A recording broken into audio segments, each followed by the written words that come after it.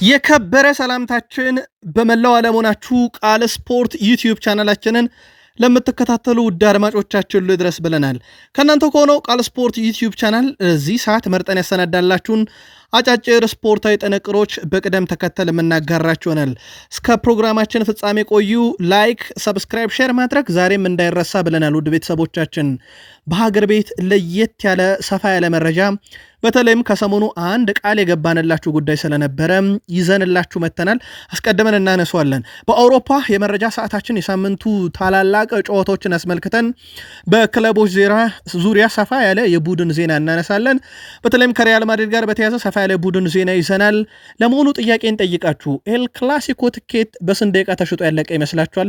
እንነግራችኋለን። ከሪያል ማድሪድ መረጃችን በተጨማሪ በባርሴሎና በኩል ሰፋ ያለ ቡድን ዜና ይዘን መተናል። ለእናንተ ውድ አድማጮቻችን በቅደም ተከተል እናደርሳችኋለን። ከሮናልዶ ጋር በተያያዘ አንድ ለየት ያለ መረጃ ከቲኤንቲ ስፖርት ላይ አግኝተናል።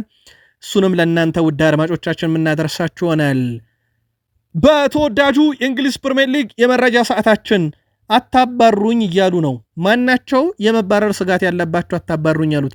ታደምጡታላችሁ። ፔፕ ጋርዲዮላ ለኖርዌይና ለኤርሊንግ ብሮት ሃላንድ ደስተኛ ነኝ እያሉ ነው። እሱ ጎል እያጨስኩ ነው ማለቱን ቀደም ባለው መረጃችን ነግሬያችሁ ነበረ። በዚህኛው የመረጃ ሰዓታችን በቡድን ዜና ማንቸስተር ሲቲ ቤት ለየት ያለ ጥንቅር ይዘናል። ሲቲውያን ጠብቁን። በቼልሲ በኩል ቃል የገባንላችሁ መረጃ ነበር፣ አጣርተን እናመጣለን ብለን አጣርተን ይዘን መተናል። ከዛ ውጪ በዚህ ሳምንት ጨዋታ ላይ ቡድን ዜና የምናደርሳቸው ተጨማሪ ጥንቅሮች አሉ። ሌጀንዶችም ስለ ቼልሲ አሁኑ ቡድን የሚሉት ነገር አለ። ሰፋ ያለ ጥንቅር ስለያዝን የቼልሲ ደጋፊዎች፣ የዓለም ሻምፒዮኖቹ የሰማዮቹም እስከ ፕሮግራማችን ፍጻሜ ከኛ ጋር ቆዩ ብለናል። በሊቨርፑል የመረጃ ሰዓታችን ለየት ያለ ጥንቅር ይዘናል። ከክሎፕ ጋር ነው የምናነሳው። ከዛ ውጪ በዚህ ዓመት በተለይም እንዳጠቃላይ ትችት የደረሰበትን ሳላህን ለየት ያሉ መረጃዎች አሰናድተን ይዘን መምጣት ግድ ስላለን ይዘን መተናል። የሊቨርፑል ተጫዋቾችን በቡድን ዜና በስፋት እናነሳለን። ከተከላካይ እስከ አጥቂ ብሎም እስከ ግብ ጠባቂ መረጃዎች ተሰናድተው ተይዘዋል። በአርሰናልም በኩል አጣርተን እናመጣለን ካልናችሁም የቡድን ዜና ጋር በተያዘ አጣርተን ይዘን መተናል። በተለይም ቁልፍ ተጫዋቾችን በዚህ ሳምንት ከመጠቀም ጋር አያይዘን የማይክል አርቴታ ጋዜጣዊ መግለጫ ደርሶናል፣ እጃችን ላይ እንነግራችኋለን። አርሰናል ከፉልሃም የክራቨን ኮቴጁን ጨዋታ እናነሳለን። ማይክል አርቴታም በአርሰናል ቆይታቸው ዙሪያ አጠቃላይ የሚሉን ነገር አለ፣ ተከታተሉታላችሁ። የዩናይትዱ አሰልጣኝ ሩበን አሞሪ ስለ ግዴታ እየተናገሩ ነው። ለመሆኑ የእሳቸው ቡድን ግዴታ ምንድን ነው? ሙሉ ጋዜጣዊ መግለጫውን እንነግራችኋለን። ከራክሊፍ ጋር ስላላቸው ግንኙነት፣ ስለ ግብ ጠባቂያቸው ሴላንመንስ፣ ስለ አጥቂያቸው ቤንያሚን ሼሽኮ፣ ብሩኖም እንዲሁም ሌስ አንድሮ ማርቲኔዝን ጨምሮ በማንቸስተር ዩናይትድ በኩል ደግሞ ብዙ የተተቸውን ማንቸስተር ብዙ ስላገነኑት ቁጥሮች ተጨባጭ እና የተረጋገጠ መረጃ ይዘን መተናል። እስከ ፕሮግራማችን ፍጻሜ ቆዩ። ላይክ፣ ሰብስክራይብ፣ ሼር ማድረግ እንዳይረሳ። በሀሳብ መስጫ ሳጥናችን ላይ ተሳትፉ። ሀሳብ አስተያየታችሁን እንመለከቷለን። የሁላችሁንም ከቃል ስፖርት ዩቲዩብ ቻናል እኔ ቃል ነኝ። መልካም ቆይታ ተመኘን። የኢትዮጵያ ፕሪሚየር ሊግን በተመለከተም ካስታወሳችሁ ከትላንት ወዲያ ኦቢኤን አሸንፏል ብለን ነግረናችሁ ነበረ። ከኦቢኤን ጋር በተያዘ ታዲያ ስለ ቀጥታ ስርጭቱ ተጨማሪ መረጃዎችን ጠብቁን ብለን ቀኑ ላልተወሰነ ጊዜ ቀጠሮ ሰጥተናችሁ ነበረ። መረጃው እጃችን ላይ ደርሷል። ኦቢኤን የቀጥታ ስርጭት ሽፋን ህጋዊ ባለቤት ሆኗል ለሚቀጥሉት 2 ዓመታት ማለት ነው። በዘንድሮ የውድድር ዓመት ኦቢኤን ከ380 ጨዋታዎች መካከል እስከ 250 የሚደርሱትን በቀጥታ ሽፋን ይሰጣል። ጨዋታዎቹ በነፃ ያለምንም ክፍያ ለተመልካች እንደሚደርሱም ተገልጿል። ይህንን መረጃ ከሰሞኑ ከተከታተላችሁ የኛን ቻናል በክፍያ ነው በነፃ ነው እንዴት ነው የሚያደርሰው የሚለውንም እናመጣለን ብለን ነበር። ስለዚህ በቀጥታ ስርጭት በነፃ ነው ኢትዮጵያውያን የሚመለከቱት። ጨዋታዎች ለተመልካቾች በአማርኛና በአፋን ኦሮሞ ቋንቋዎች ተደራሽ ይደረጋል ብሏል ኦቢኤን። በነገራችን ላይ ስያሜው ደግሞ ወደ ኢትዮጵያ ንግድ ባንክ ተቀይሯል። የስያሜ መብቱን ኢትዮጵያ ንግድ ባንክ ወስዶታል ማለት ነው። የ2018 የኢትዮጵያ ፕሪሚየር ሊግ መርሃ ግብር ልክ ከቀኑ 7 ሰዓት ሲል ቅዳሜ መካሄድ ይጀምራል። የቀጥታ ሽፋኑን በኦቢኤን ቲቪ አሁን በምትከታተሉበት በየቤታችሁ በቀጥታ ስርጭት ታገኙታላችሁ ማለት ነው። ተጨማሪ መረጃዎችን እናክልበት። ከስርጭት ቋንቋ ጋር በተያያዘ ለተነሱ ጥያቄዎች ጨዋታው በእንግሊዘኛ ቋንቋ እንደማይተላለፍ ተረጋግጧል። በእንግሊዘኛ ዲኤስቲቪ ላይ ሲተላለፍ የነበረው ምናልባት የውጭ ሀገር ተመልካቾች ይኖሩ በሚል ኬንያውያን ኮሜንታተሮች መርጠን ነው ብለዋል። አሁን ላይ ግን በሀገር በቀል ልጆች በአማርኛና በአፋን ኦሮሞ ቋንቋ ወይም በአፋን ኦሮምኛ ቋንቋ በቀጥታ ስርጭት ለአድማጭ ተመልካቾች የኢትዮጵያ ፕሪሚየር ሊግ የሚደርስ ይሆናል። በአዲስ አበባ ስቴዲየም ከ3 የተለያየ አንግል የሚቀርጽ ካሜራ ገጥመን በልበ ሙሉነት ጨዋታውን ለማስተላለፍ ተዘጋጅተናል። የሌሎች ሜዳዎች በሂደት እንቀጥላለን ብሏል ኦቢኤን ቲቪ። በተቻለ መጠን ፌር ለመሆን እንሞክራለን። ዴስ ቲቪ 60 ጨዋታ ነበር ያስተላለፈው፣ እኛ ደግሞ 250 ጨዋታ ማለት ደግሞ ብዙ ነው። ስለዚህ ሲከፋፈል ሁሉንም ክለቦች እኩል ማድረግ እንፈልጋለን። የቀጥታ ስርጭቱ ሁሉንም ክለቦች በተቻለ መጠን ያማከለ ይሆናል ብለዋል ኦቢኤን ቲቪ። ማንም ሚዲያ የጨዋታውን ሃይላይት ማስተላለፍ አይችልም። ከቻለም የሚፈቀድለት ከባለ ንብረት ከሆነ ወይም ለ2 ዓመት ከገዛው ኦቢኤን ቲቪ ብቻ ኦቢኤን ቲቪ ገዝቶ ወይም ኦቢኤን ሸጦላቸው ከሆነ ብቻ ነው። ኦቢኤን ተጫዋቾችን መግዛት የሚፈልግ ካለ በጨዋታዎችን መግዛት የሚፈልግ ካለ በራችን ክፍት ነው። በስልክ መቅዳት ሆነ በግል ማስተላለፍ አይፈቀድም። ከኦቢኤን ቴሌቪዥን ላይ ግን ጨዋታዎቹን ገዝቶ ማስተላለፍ ለሌሎች ቴሌቪዥን ጣቢያዎች ይፈቀዳል ተብሏል። ከሊጉ መግቢያ ሙዚቃስ ጋር በተያዘ ተብለው ተጠይቀው ነበረ። የሊጉ መግቢያ ከዚህ በፊት ዴስ ቲቪ ሳይሆን እኛው የራሳችን የማህበራዊ ኢንትሮ ነው። ስለዚህ የኮፒራይት ጥያቄ አያሰጋንም። ዴስ ቲቪ ሲጠቀሙ የነበረው መግቢያ የራሳችን ነው ብለዋል ኢትዮጵያ ፕሪሚየር ሊግ። ዴስ ቲቪ ፕሪሚየር ሊጉን ሲያስተላልፍ የነበረው በነገራችን ላይ ከኦቢኤን በወሰደው የማሰራጫ እቃዎች ነው። ሙሉ ለሙሉ ዴስ ቲቪ ሲያስተላልፍ የነበረው ከኦቢኤን በወሰደው ንብረት ነው። ስለዚህ ንብረትነቱ አሁን በቀጥታ ኦቢኤን ስለተረከበው ያስተላልፈበታል። ይህን ትልቅ ሪስክ ወስደን ለመስራት የወሰንነው ንብረቱ እጃችን ላይ ሆኖ ለምን ብለን ነው፣ ሊጋችን በሀገራችን ሚዲያ ብለን ነው ስራ የጀመርነው ብለዋል ኦቢኤን። 250 ጨዋታዎችን ለማስተላለፍ እንስማማ እንጂ አመቺ ሁኔታዎችን ካገኘን ሽፋን የምንሰጠው ጨዋታ ቁጥርም መጠን ይጀምራል ብለዋል። በኢትዮጵያ ፕሪሚየር ሊግ ስያሜ ዙሪያ ንግድ ባንክ ስያሜውን እንደወሰደ ታውቋል። ንግድ ባንክ የሚባል በኢትዮጵያ ፕሪሚየር ሊግ የሚሳተፍ ክለብ ቢኖርም ንግድ ባንክ ግን ስፖንሰር ላረግ ዝግጁ ነኝ ብለዋል። አንድ መረጃ እናክል።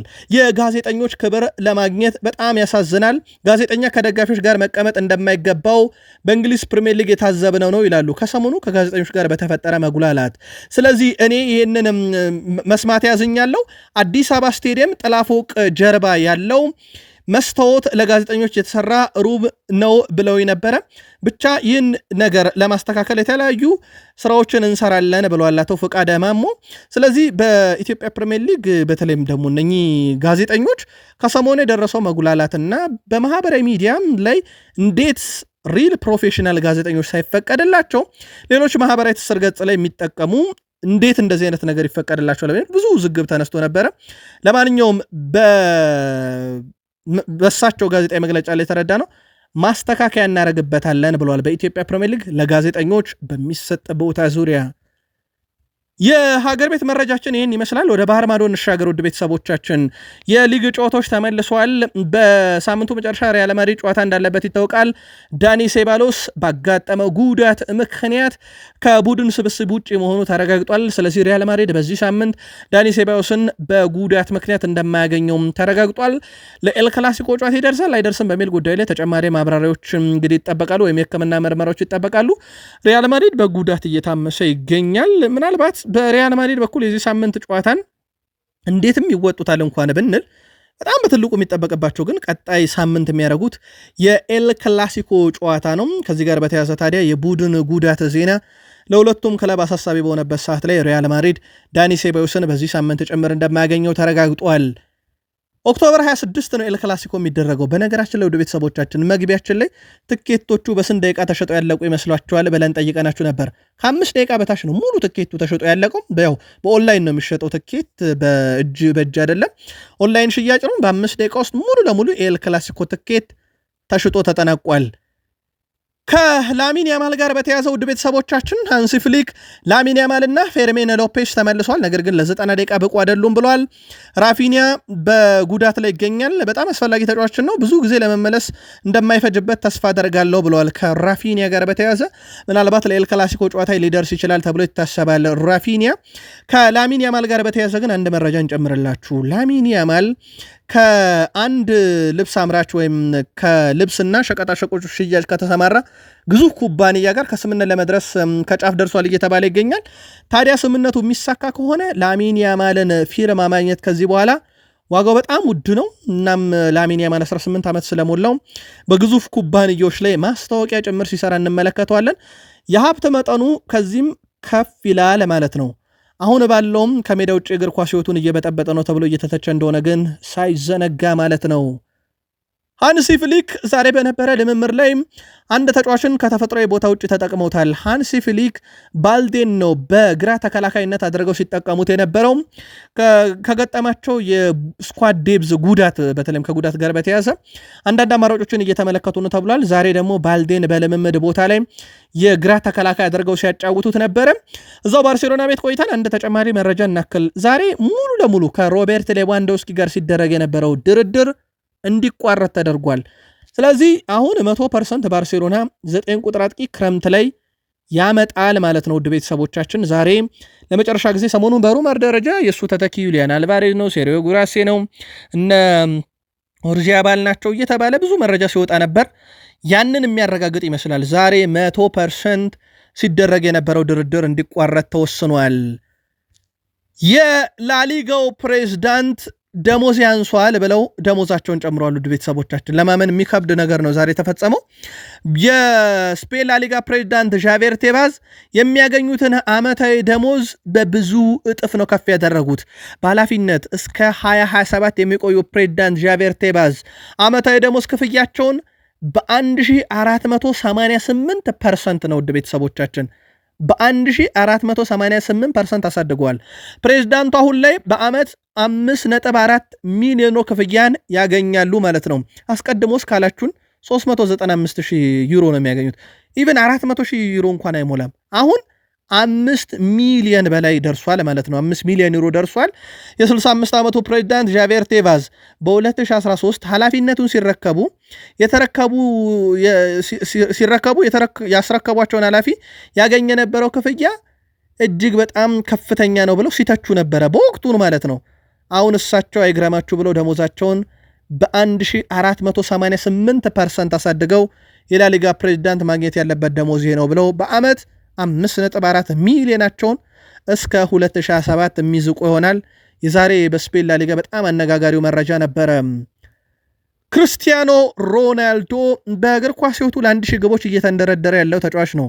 የክርስቲያኖ ሮናልዶ የግብ መጠንን ከሰሞኑ በ27 ዓመቱ ላይ ስንት ነበረው?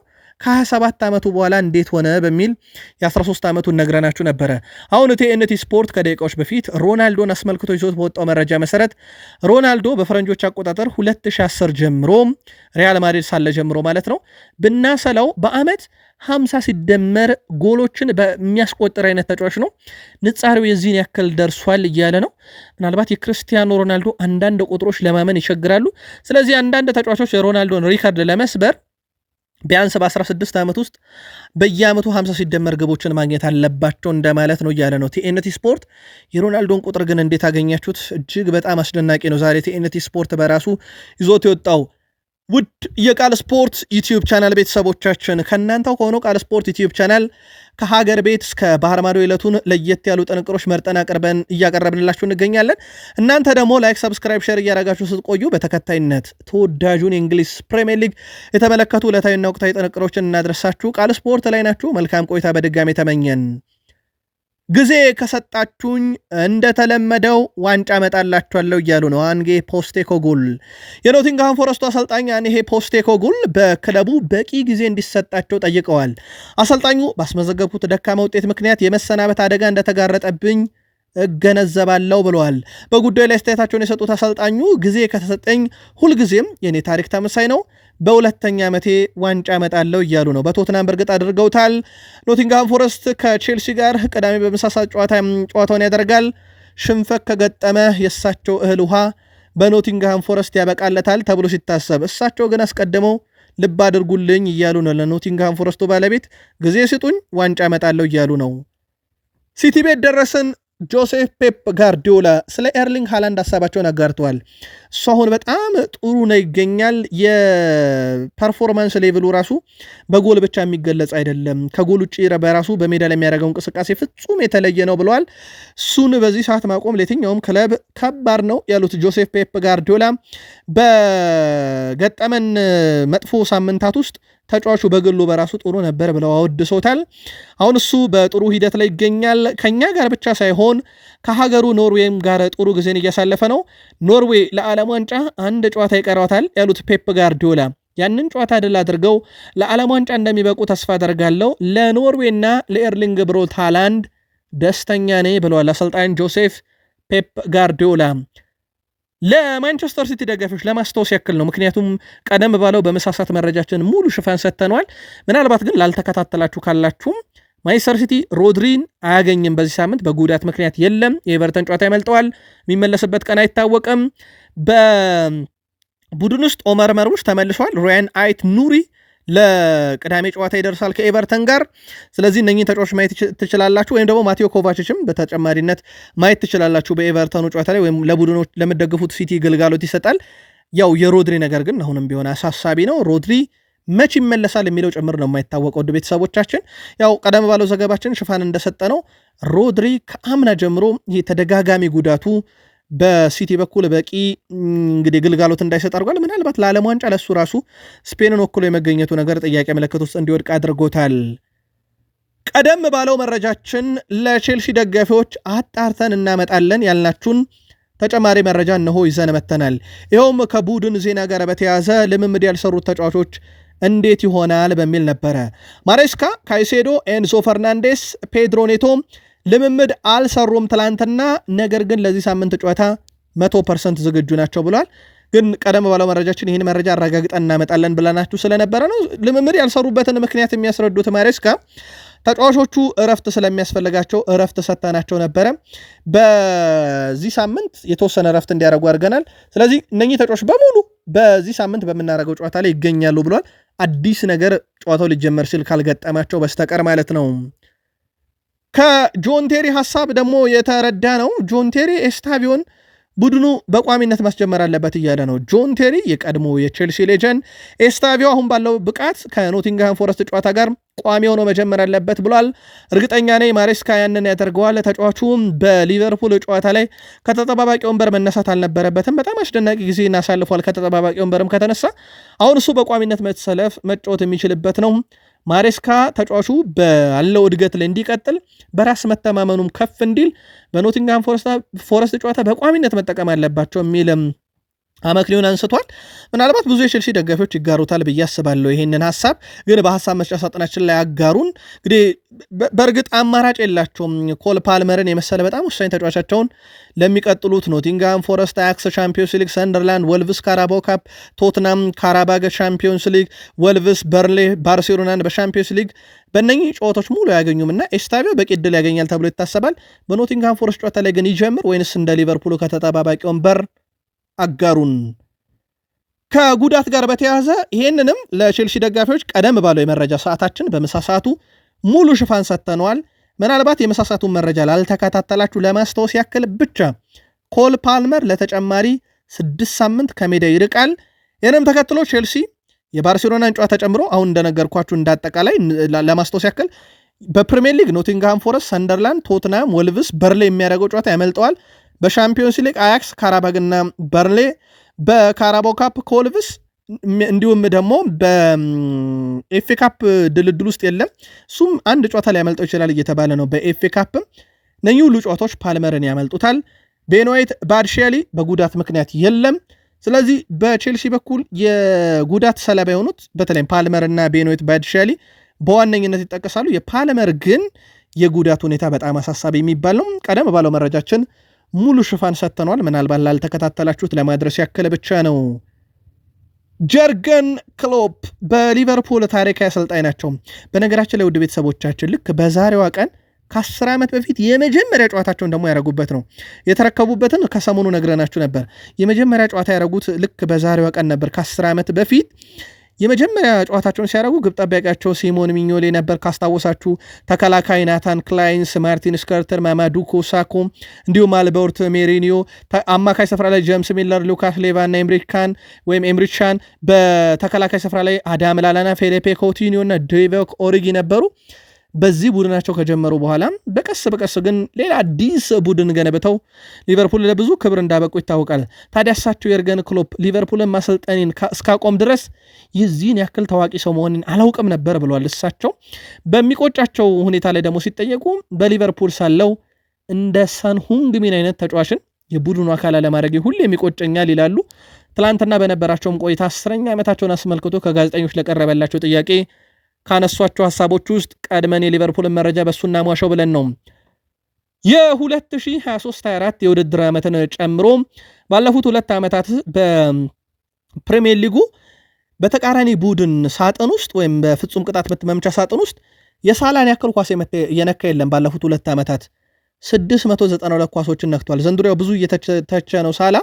ቡካዮ ሳካ ነው ሁለተኛው 486፣ ጄሬሚ ዶኩ 472 ሶስተኛ፣ አሌሃንድሮ ጋርናቾ 463 አራተኛ፣ ኤርሊንግ ብሮታላንድ በ444 አምስተኛ ደረጃ ላይ ተቀምጧል። ሌላ ሳላን የሚገልጽ ቁጥር እናንሳ። እንደሚታወቀው ሳላ በሊቨርፑል ቤት ዘንድሮ ከፍተኛ ግብ አስቆጣሪ አይደለም። አምና ግን ነበረ። በፕሪሚየር ሊጉ የወርቅ ጫማ ማሸናፊ እሱ ነበር። በርካታ አሲስት ያደረገው እሱ ነበረ። እንደ አጠቃላይ ከሞላ ጎደል አምና ጥሩ ነበር። ዘንድሮ ግን ያው በጅማሬው ደረጃ ስላለ ምናልባት በቀጣይ ጨዋታዎች ላይ እንመለከት ይሆናል። አርኔ ስሎት ታዲያ ስለ ሳላ ተጠየቁ። በቼልሲ ጨዋታ ላይ ወደኋላ እየተመለሰ ባለመከላከሉም ትችት ሲደርስበት ነበሩ። ሲጠየቁ የኩኮሬላን አስተያየት ሰምቼ ነበረ፣ እንዲሁም ደግሞ እንዴት የማሸነፊያ ግቧን እንዳስቆጠሩ ተናግሮ ነበር። ግን ሳላ ልዩነት መፍጠር የሚችለው 5 ወይም 6 ሁኔታዎችን ማሳየት ይችላለሁ። ልዩነቱ ቢፈጠር ኖሮ ወደኋላ እየተመለሰ እየተከላከለ አይደለም ከሚለው ወሬ ይልቅ እንደ ባለፈው ውድድር ዓመት ምን ያህል ልዩነት ፈጣሪ እንደሆነ ማውራት እንጀምር ነበር ብለዋል።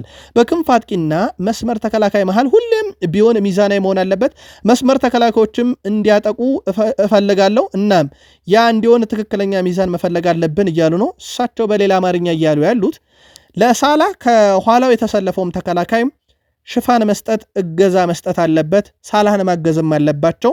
ስለዚህ የኛም የክንፍ አጥቂዎች ኩኮሬላ ወደዛ መጥቶ እንዳያጠቃ እነሱም ጫና መፍጠር ነበረባቸው። አንድ ሳላህን ብቻ ማየቱ ተገቢ አይደለም እያሉ ነው። ሳላህ በቀጣይ ከማንቸስተር ዩናይትድ ጋር ነው እንግዲህ ሊቨርፑል ጨዋታ የሚያደርገውና ሳላህ ይጠበቃል። በዩናይትድ ጋር በነበረው 17 ጨዋታ 16 ግብ ዩናይትድ ላይ አስቆጥሮ 6 አሲስቶች አሉት። በነገራችን ላይ በማንቸስተር ዩናይትድ ላይ በፕሪሚየር ሊግ ብቻ ደግሞ እንየው። በፕሪሚየር ሊግ ሌሎቹን ካራባው ካፕ፣ ኤፍ ኤ ካፕን ትተን በፕሪሚየር ሊግ ብቻ ሳላ 15 ጊዜ ዩናይትድን ገጥሞ 13 ጎል እና 6 አሲስት አለው። 19 የግብ አስተዋጽኦ ዩናይትድ ላይ ያለው። ማንቸስተር ዩናይትድን በተቃራኒ ገጥመው ብዙ የግብ አስተዋጽኦ ያለው ተጫዋች ሳላህ ብቻ ነው። በነገራችን ከፍተኛው እሱ ነው። አለን ሺረር 14 የግብ አስተዋጽኦ ሁለተኛ፣ ቴሪ ሄነሪ በ12 የግብ አስተዋጽኦ ሶስተኛ፣ ሮቢ ፎለር በ11፣ ኤርሊንግ ሃላንድ በ11 ተከታዩን ደረጃ ይዟል። ስቴቨን ጀራርድ 10 አለው። ስለዚህ ዩናይትድ ላይ በታሪክ ብዙ የግብ አስተዋጽኦ ያለው ተጫዋች ሳላህ ነው። ወቅታዊ ብቃቱ ጥሩ አይደለም። ምናልባት ሳላህ ወደ ለመደው ነገር በለመደው ዩናይትድ ላይ መለስ ይሆነው የሚለው የፊታችን እሁድ አመሻሽ 12:30 የሚጠበቅ ይሆናል።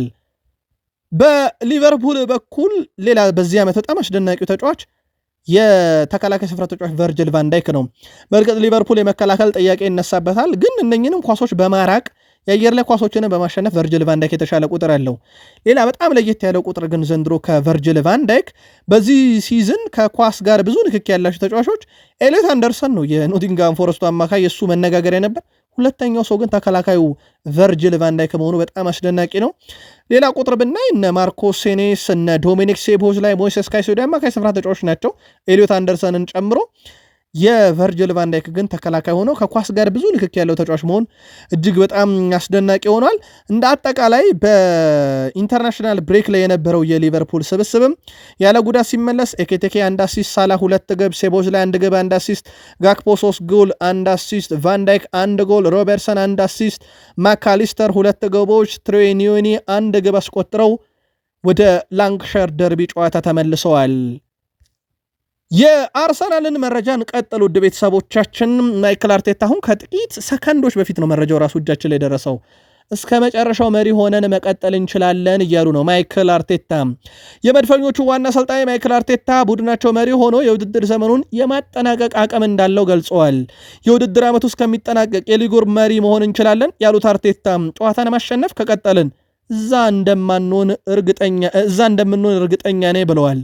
ፉልሃም በደንብ የሰለጠነ ቡድን ነው፣ በጣም ከባድ የሆነ ቦታ እንደምንሄድ እናውቀዋለን ብለዋል ማይክል አርቴታ። በፉክክር ውስጥ የሊጉ መሪ መሆን ወይስ የሊጉ መሪ መከተል ይመርጣሉ ተብሎ የተጠየቁት አርቴታ ምርጫዬ ሁሉም ጨዋታዎችን ማሸነፍ ነው ብለዋል። እኛ ማድረግ የምንችለው ነገር ጥሩ መጫወትና ማሸነፍ ነው። ስለዚህ ነገር ለማውራት ገና ነው፣ ግን ጨዋታዎችን ባሸነፈን ቁጥር የሊጉ አናት ላይ መሆናችንን እንቀጥላለን፣ በዚሁ እንጨርሰዋለን እያሉ ነው ማይክል አርቴታ። እስከ መጨረሻው መሪ ሆነን መቀጠል እንችላለን፣ በዚሁ ዓመቱን እንደመድማለን እያሉ ነው ማይክል አርቴታ። ሄንካፔ ቋሚ ሆኖ ለመሰለፍ ብቁ ነው ወይ ተብሎ ተጠይቀው ነበረ ማይክል አርቴታ። በሚገባ እኛም የምንፈልገው ይሄንን ነው። ሄንካፔ ሙሉ ጨዋታ መጫወት ያለበት ተጫዋች ነው። እናም በብዙ ነገር ክለቡን ማገዝ የሚችልና ለየት ያለ ነገር ለክለቡ ማበርከት የሚችል ተጫዋች ነው። ተጫዋቹ በሚገባ እንፈልጓለን። በቡድን ውስጥም ከፍተኛ የፉክክር መንፈስ ይፈጥርልናል። ስለዚህ እሱ ዝግጁ ነው ብለዋል። ከዛ ውጪ ማይክል አርቴታ የተጠየቁት ጥያቄ ዙቤሜንዲን በልምምር ላይ አላየንም፣ ይጫወታል አይጫወትም ነበረ። ቀደም ባለው መረጃችን አጣርተን እናመጣለን ብለናችሁ ነበረ። አሁን 100% ማርቲን ዙቤሜንዲ ለፉልሃሙ ጨዋታ ይደርሳል፣ 100% ዝግጁ ነው። ያላያችሁ እረፍት ሰጥቸው እንጂ ተጎድቶብን አይደለም ብለዋል አሰልጣኝ ማይክል አርቴታ። ከዙቤሜንዲም ጋር በተያዘ ለምን ልምምር ላይ ያላየነውም ተብሎ ለተጠይቁት ጥያቄ ምላሽ ሲሰጡ ማይክል አርቴታ ሌላ ያነሷቸው ነጥቦች ውስጥ አንደኛው ስለ ዴክላን ራይስ ነው። ሱ ከምንፈልገው የጨዋታ ሲስተምና ከኬሚስትሪው ጋር የተግባባ ብለውታል። የቡድናችን ወሳኝ ሰው ሆኗል እያሉ ይገኛሉ። በእርግጥ አስቀድሞም የአርሰናል ደጋፊና ሌጀንድ ይህ ተጫዋች አምበላችን ይሁን ሲሉ እንደነበረ የሚዘነጋ አይደለም። ሌላኛው ያነሱት ሐሳብ ስለ ቪክተር ዮኬሬሽ ነው። ዮኬሬሽ ጎል ባለማስቆጠሩ አያስጨንቀኝም፣ ምክንያቱም እኛ ስንፈልገው የነበረው አይነት 9 ቁጥር ነው። 6ም 8ም ጨዋታ ጎል ባያገባ እንኳን ያለበትን ጫና ተቋቁሞ የሚቆይ አጥቂ ስንፈልግ ነበር ብለዋል። ኖ 8ኛ ጨዋታውን አጠናቋል ያለ ግብ ከብሔራዊ ቡድን ጋር ተደምሮ በዚህ ሳምንት በፉልሃም ጨዋታ ወደ ግብ ይመለሳሉ የሚለው በትልቁ የሚጠበቅ ነው የሚሆነው። ሌላው እሳቸው ካነሷቸው ነጥቦች ውስጥ አንደኛው ውጤቶችን ለማግኘት ከተፈለገ ጠንካራ ተከላካይ መስመር ወሳኝ ነው። በቀጣይም በዚህ ደረጃ ተከላካይ መስመራችን እንዲገነባ እንፈልጋለን። ይሄን ለማድረግ ደግሞ እኛ የምንጠበቀው ነገር እንዴት መከላከል እንዳለብን ማወቅ ነው። ለዚህ ደግሞ ቡድን ቁርጠኛ ነው ብሏል። ስለ ቡድን አደረጃጀትና በብዙ ገጽታዎች እያሳየ እንገኛለን። አንደኛው ወጥነታችን ነው ብለዋል። በነገራችን ላይ አርሰናል ከ1998-99 በኋላ ለመጀመሪያ ጊዜ ነው በ7 የፕሪሚየር ሊግ ጨዋታ 3 ግብ ብቻ የተቆጠረበት። ማይክል አርቴታም ሌላ ካነሷቸው ነጥቦች ውስጥ አንደኛው ማርቲኔሊን ነው። ማርቲኔሊን በተመለከተ እሱ በጣም ጥሩ ሁኔታ እየተጫወተ ነው። እናም ከሁሉም ተጫዋች የምንጠብቀው ነገር አለ። ውጤቶችን ለመቀየር በቂ መጫወቻ ደቂቃዎችን ማግኘት እንዳለበት አውቃለሁ። በትሬኒንግ ላይ ያለው አቀራረብ ባህሪውና ጎሎችን በማስቆጠር ጥሩ ብቃቱን እያሳየ ነው። በዚህ በጣም ደስተኛ ነኝ። ስለዚህ በቀጣይ ጨዋታ ላይም እሱን በትልቁ ጠብቁት ብለዋል። በሊጉ አንድን ክለብ ለረጅም ጊዜ ማሰልጠን እንዴት ነው ተብሎ ጠይቆ ነበረ። አዎ ይህን ክለብ ለዓመታት በማሰልጠኔ ኩራት ይሰማኛል። የአርሰን ቬንገር ሪከርድ ለመስበር ቀሪ 16 ዓመት ይቀሩኛል እያሉ ይገኛሉ ማይክል አርቴታ። ከአመራሮቹም ጋር ቢሆን ጥሩ ግንኙነት አለኝ ብለዋል። በጣም አስፈላጊ ነው፣ ምክንያቱም በመጨረሻ ራዕዩንና በተለይም ደግሞ ፍላጎታችንን ለማሳካት በጋራ መቆም አለብን ከአመራሩ ጋር። እኛ እዚህ የተገኘነው ለማሸነፍና ዋና ዋንጫዎችን ወደ ክለቡ ለማምጣት ነው እና እነሱ ባለቤቶቹና አመራሮቹ ይህንን ለማገዝ ቁርጠኛ ናቸው። ከዚህ ጋር ሆነን አንድ ላይ ዋንጫ እናነሳለን ብለዋል። አርሰናል 56.7 በመቶ የፉልሃምን ጨዋታ የማሸነፍ ንጻሬ እንደተሰጠው ይታወቃል። የግድ ማሸነፍ አለብን፣ የቱንም ጨዋታ ማሸነፍም አለብን እያሉ ነው ሩበን አሞሪም። የማንቸስተር ዩናይትዱ አሰልጣኝ ሩበን አሞሪም ቡድናቸው ሊቨርፑልን ለማሸነፍ ወደ ሜዳ እንደሚገባ ተናግረዋል። የቱንም ጨዋታ ማሸነፍ እንችላለን ያሉት አሰልጣኝ ሩበን አሞሪም ሊቨርፑል እንደምናሸንፍ ካመንን በቀላሉ እናሸንፋለን ብለዋል። አያይዞም የተሻለ እየተጫወተ እንደሆነ አውቃለሁ፣ በሁለቱም ሳጥኖች ውስጥ የተሻለነን እያሉ ነው፣ ስንከላከልም ስናጠቃም ብለዋል ሩበን አሞሪም። ባለፈው ዓመት አንፊልድ ላይ አቻ ስለተለያዩበት ጨዋታ ያነሱት አሰልጣኙ ከጨዋታ በኋላ አዝኜ ነበር፣ ምክንያቱም የተሻለን ነበር፣ የቱንም ቡድን መፎካከር እንደምንችል ለዓለም ያሳየንበት ግን አቻ የወጣንበት በጣም አናዳጅ ጨዋታ ነበር ብለዋል። ራክሊፍ 3 ዓመታት እንደሰጠኝ ደጋግሞ ነግሮኛል፣ ነገር ግን እግር ኳስ በዚህ መንገድ እንደማይሰራ እናውቃለን። በጣም አስፈላጊው ነገር ሁልጊዜም ከፊት ያለውን ቀጣይ ጨዋታ ድል ማድረግ ነው ብለዋል ሩበን አሞሪም። ሩበን አሞሪም ስለ ሴን ላንመንስም ተጠይቀው ነበረ።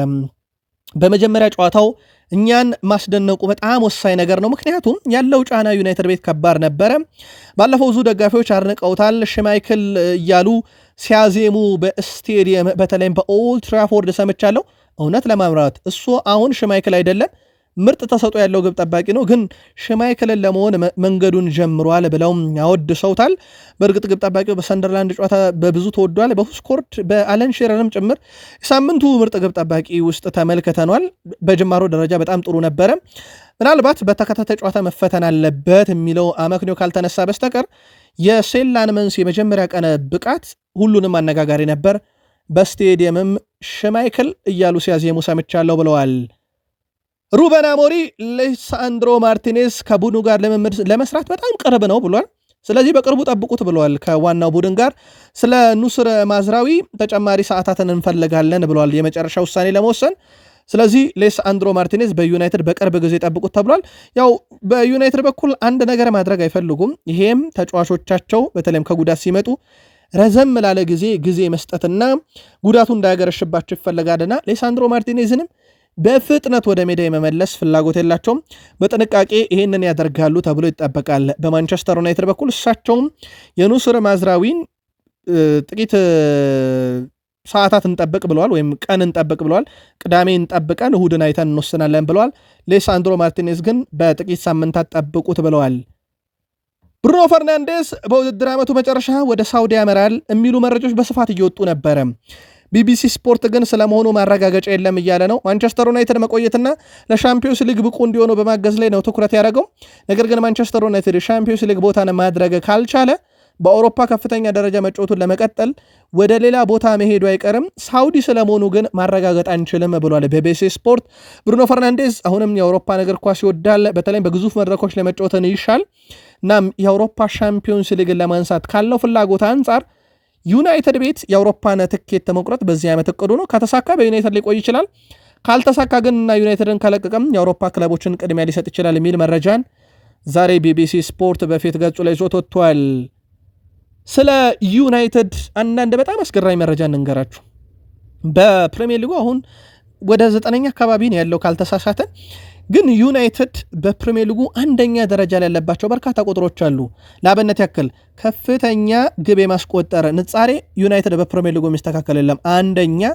ብዙ የተሳኩ ረጅም ኳሶችን በማቀበል ዩናይትድ አንደኛ። በክፍት ጨዋታ ብዙ የተሳኩ ክሮሶችን ሳጥን ውስጥ በማበርከት የዩናይትድ ተጫዋቾች ከፕሪሚየር ሊግ ሁለተኛ። ብዙ የግብ ሙከራ በማድረግ ማንቸስተር ዩናይትድ አንደኛ። ብዙ የአንድ ለአንድ ግንኙነቶችን በማሸነፍ ማንቸስተር ዩናይትድ ሶስተኛ ነው። ከላይ ከተጠቀሱት ውጪ ማንቸስተር ዩናይትድ በሊጉ ጨዋታ በአማካይ በትንሹ ኦን ታርጌት በመፈጸም በአንደኛ ስፍራ ላይ ይገኛል። 4.9 ኦን ታርጌት ሹት በማድረግ ማለት ነው። ይሄ በጣም አስደናቂ ቁጥር ነው። አሁን ጥያቄው ለምን ግብ አይቆጠርም ነው። ይህንን ለሩበን አሞሪ ትልቅ የቤት ስራ ሆኖ የላንክሻየር ደርቢ ጨዋታ በትልቁ ይጠብቃቸዋል ማለት ነው። እንዴት መፍትሄ ይሰጡበታል የሚለው በራሱ ለሩበን አሞሪ ሌላ ትልቅ የቤት ስራ ይሆናል ማለት ነው። ማንቸስተር ዩናይትድ በዚህ ውድድር ዘመን በአውሮፓ 5 ታላላቅ ሊጎች ውስጥ እጅግ የከፋ የኤክስጂ ልዩነት ነው ያላቸው። በነገራችን ላይ ሊያስቆጥሩት ከነበረው ኳስ ውስጥ ቢያንስ ግልጽ 7 ኳሶችን አምክነዋል። ይሄ በጣም መጥፎ የሚባለው ቁጥር ነውና ይሄን ማሻሻል ምናልባት በላንክሻየር ደርቢ ጨዋታ ይቀናቸው የሆነ ወይ እሁድ 12 ሰዓት ከ30 በአንፊልድ ሮድ ስቴዲየም ጨዋታውን እንከታተሏለን። አበቃ።